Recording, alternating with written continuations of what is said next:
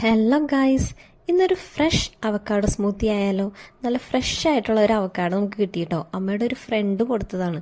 അവരുടെ വീട്ടിൽ അവക്കാഡോയുടെ മരമുണ്ട്. അപ്പം നമ്മൾ പോലുള്ള സാധാരണക്കാർക്കൊക്കെ ഇതൊന്നും കടയിൽ നിന്ന് വാങ്ങി കഴിക്കാനായിട്ട് മുതലാവില്ല.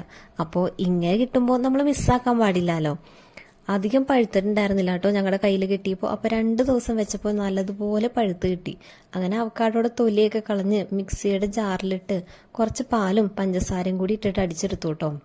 അപ്പം നല്ല അടിപൊളി അവക്കാഡോ സ്മൂത്തി റെഡി ആയിട്ടുണ്ട്. അപ്പോൾ കുറച്ച് നേരം ഫ്രിഡ്ജിലൊക്കെ വെച്ച് തണുപ്പിച്ചിട്ടാട്ടോ ഞങ്ങൾ എടുത്തത്.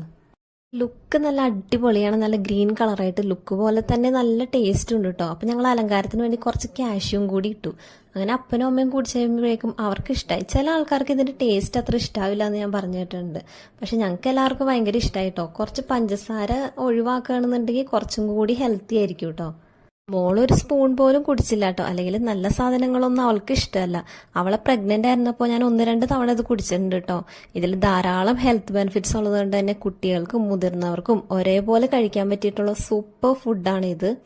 നിങ്ങൾക്കിത് വാങ്ങാനായിട്ടൊരു അവസരം കിട്ടുകയാണ്, നിങ്ങൾ എന്തായാലും അത് മിസ്സാക്കരുത് കേട്ടോ. അത്രയും ഹെൽത്ത് ബെനിഫിറ്റ്സ് ആണ് ഇതിലുള്ളത്. അപ്പോൾ ഇതിൻ്റെ ടേസ്റ്റ് നിങ്ങൾക്ക് ഇഷ്ടമാണെങ്കിൽ ഒന്ന് കമൻറ്റ് ചെയ്യാം കേട്ടോ. അപ്പോൾ അടുത്ത വീഡിയോ ആയിട്ട് കാണാം.